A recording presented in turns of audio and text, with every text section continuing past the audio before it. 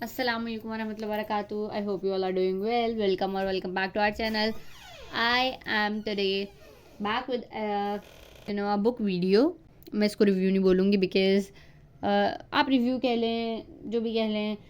ये बेसिकली मैं अपनी पहला उर्दू नावल शेयर कर रही हूँ जो कि मेरे दिल के बहुत करीब है. और आप लोगों को पता तो लग ही गया होगा कौन सा है, क्योंकि यहाँ पे 3 ही बुक्स पढ़ी हुई हैं जिनमें से एक ही उर्दू है.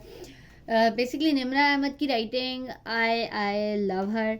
इतना अच्छा लिखती है, इतना प्यारा लिखती है कि आप मजबूर हो जाते हैं सोचने पे कि हुआ क्या. खैर, ये बुक मेरे दिल के बहुत करीब है बिकॉज़ ये मुझे मेरी सिस्टर ने मुझे गिफ्ट की थी और यहीं से मैंने आगाज़ किया उर्दू नॉवेल्स का.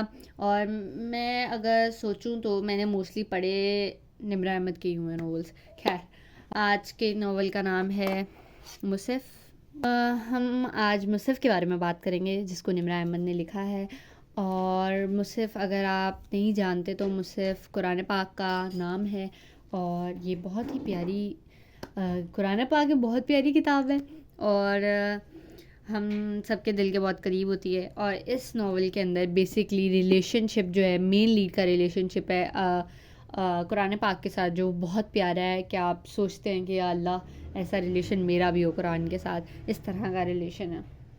Novel starts with the story जिसके अंदर हम देखते हैं कि जो मेन लीड है उनका नाम है महमल इब्राहिम. और महमल बस स्टॉप पे बैठी हुई हैं और एक स्याह फाम लड़की हैं जिनके बारे में उन्हें बड़ा तजस्सुस सा है क्योंकि उनके हाथ में एक किताब होती है ब्लैक कलर के कवर के अंदर, जो कि उनके जो वो बहुत मजबूती से पकड़ के रखती हैं. और उनको बड़ी क्यूरियोसिटी होती है कि इसमें क्या है और वो जानने की कोशिश भी करते हैं उनसे. और वो कहती हैं इसमें तुम्हारा हाल, मुस्तकबिल और मतलब इसमें तुम्हारे बारे में सब कुछ लिखा हुआ है. देखते हैं उसकी लाइफ में बड़ी मुश्किलात चल रही हैं और बड़ी ट्रबल्ड लाइफ है और फैमिली इश्यूज़ हैं. और हम ये भी देखते हैं कि नावल के अंदर कैसे वो बिट्रेयल फेस करती हैं और बहुत सारी मुश्किलात से गुजरती हैं.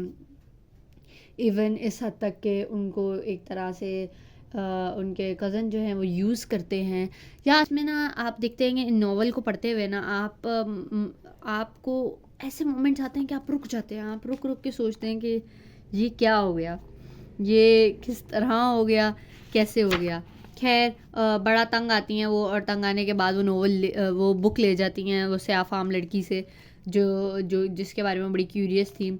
और वो बड़ी छुप के पढ़ने जा रही, तो उनको लग रहा था पता नहीं कौन सी जादू टूने वाली किताब है जिसके अंदर सारे हल हैं और सारी मेरी मुश्किलात हल कर देगी. तो वो जाके अकेले में पढ़ रही होती हैं और उनकी ताई जो हैं वो सबको इकट्ठा करती हैं. और यहाँ पर ताया जो हैं वो किताब को पकड़ के देखते हैं तो वो कुरान पाक होता है. और वो जब खुद भी देखती है तो खुद बड़ी हैरान होती है कि ये कुरान पाक है. और वो उसके बाद जाती हैं और स्याह फाम लड़की को देख के आती है और बड़ा तंज़िया अंदाज में उनको बोलती है कि जी हम इसे बचपन से पढ़ते आ रहे हैं और ना ये हमें बचपन में पढ़ा दिया जाता है. और जब वो ये कहती हैं तो मेरे दिमाग में ये चीज़ आती है उस टाइम पे कि हम लोग भी यही करते हैं एक तरह से कि हमें कोई कुछ बता दे तो हम कहते हैं भाई तुमसे पहले का पता है, बचपन से पढ़ता आ रहा हूँ, ठीक है, बचपन से पढ़ती आ रही हूँ. तो ये थोड़ा सा रिलेटेबल था. और होता नहीं कि इंसान कुछ भी कर रहा है, कुछ भी कर रहा है, एक अपने में उसने इस तरह की किताब ले ली जिसे उसे खोलते हुए डर लगा था, जिसको ये भी परेशान थी कि इसने मुझे खोलते हुए देख लिया तो क्या होगा. और लेकिन जो अल्लाह ताला ने हमें बोला हुआ है कि मैंने कंप्लीट कोड ऑफ लाइफ दिया, हम उसको रीच नहीं करते हैं, हम उसकी तरफ नहीं जाते हैं, हम उसको फॉलो नहीं करते हैं, हम उसको खोल के पढ़ते नहीं हैं. तो ये बड़ा एक ना आप कहते हैं ना मोमेंट ऑफ रिफ्लेक्शन था कि वो यहाँ पे बोल रही थी कि मैं आपको मुसफ़ वापस करने आई हूँ. तो लड़की पूछती है मुसफ़, तो वो आगे से कहती है हम अरब वर्ल्ड में कुरान को मुसफ़ कहते हैं, बड़ा जताने वाले अंदाज के अंदर. तो और इस ट्रेजेडी के अंदर वो एक लड़की को मिलती है, का नाम था फ़रिश्ते. फ़रिश्ते का कैरेक्टर इतना खूबसूरत था स्टार्ट में, मैं कहूँगी एंड तक रहा. कुछ लोगों के मुताबिक, क्योंकि मैंने बहुत सारे लोगों की रिव्यूज़ पढ़े और वीडियोज़ देखी, उनके मुताबिक फ़रिश्ते का कैरेक्टर जो था वो जी अच्छा खासा कैरेक्टर रहा था, उसको विलन नहीं बना देना चाहिए था. मैं कहती हूँ उसको विलन नहीं बनाया गया. आपको ये रियलाइज़ करने की ज़रूरत है उस बच्ची का नाम फ़रिश्ते था, वो इंसान थी, वो खुद फरिश्ता नहीं थी, she was not an angel. तो आप कैसे एक्सपेक्ट कर सकते हो. तो मैं उसको विलन नहीं कहूँगी, वो मैं यही कहूँगी कि वो एक इंसान की कैरेक्टरिस्टिक्स थी, जो कैरेक्टरिस्टिक थी जो हमने एंड पे देखी. मैं इस मुलाकात कुछ इस तरह से होती है कि वो पढ़ रही होती हैं कि ए अल्लाह मेरे दिल में नूर डाल दे और मेरी बसारत और समात में नूर हो और मेरे दाएं और बाएं जानिब नूर हो.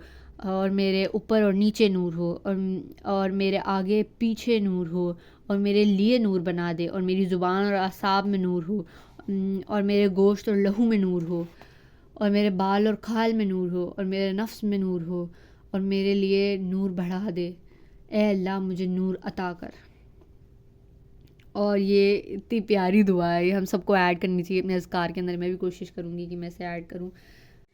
That's end for part 1. Inshallah you will get a part 2 because ये वीडियो बहुत लंबी हो रही थी. Until then, Allah Hafiz, and do subscribe and tell me in the comment section about your reflection or whatever you liked about this till now. और अगर आपने पहले पढ़ा हुआ है तो आप उसमें से भी शेयर कर सकते हैं. अल्लाह हाफिज़.